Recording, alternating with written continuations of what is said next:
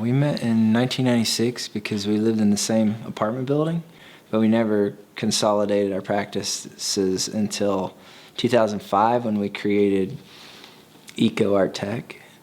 And that's a project that came out of our increasing consciousness of environmental issues.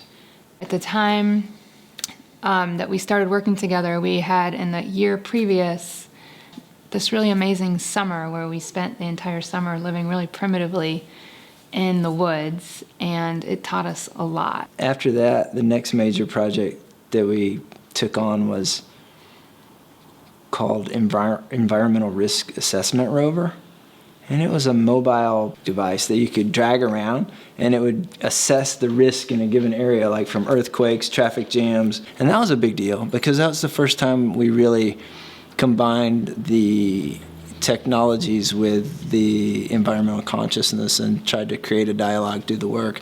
And it was the first time that we did something that would engage the public in a big way. All our work are trying to just think a little bit more deeply about what is it that we think nature is, or what is it that we think ecology is, and how can we connect people to their bodies and to the environment and to landscape. So there's a project we've been working on for almost a year now, and it's been the central focus of ours. It's called Edible Ecologies.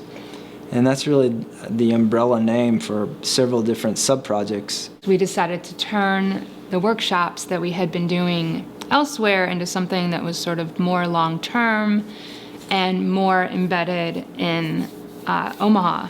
So here at Bemis, it was really great to have 3 different meetings where in the first meeting we had a reading group where we met with Omaha people or people from the area, and we all sat down and we read a chapter from Michael Pollan's new book, Cooked, and it's a chapter about fermenting vegetables. So it really covered all kinds of different ideas related to how the industrial food system has transformed our diets and our practices and our way of life. The second salon was actually teaching people how to ferment vegetables and how to actually get involved with the process of it.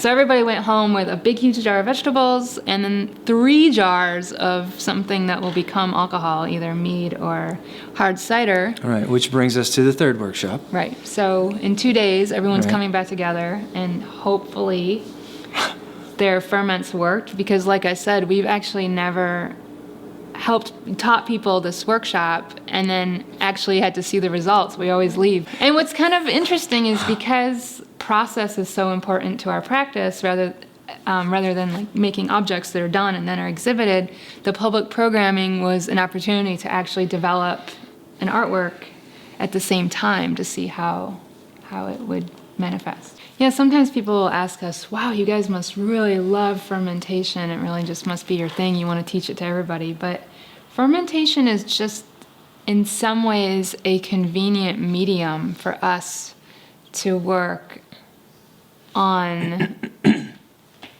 projects that deal with the industrial food system and the modern disconnection of people from their bodies, and also from nature and animal life. I think we feel the same way about new technologies too, like mobile network devices. The idea that I don't think either of us are particularly in love with mobile devices or something like that, but any way that you can use devices or technologies, from fermentation to digital media, to create situations where people can have some sort of poetic experience.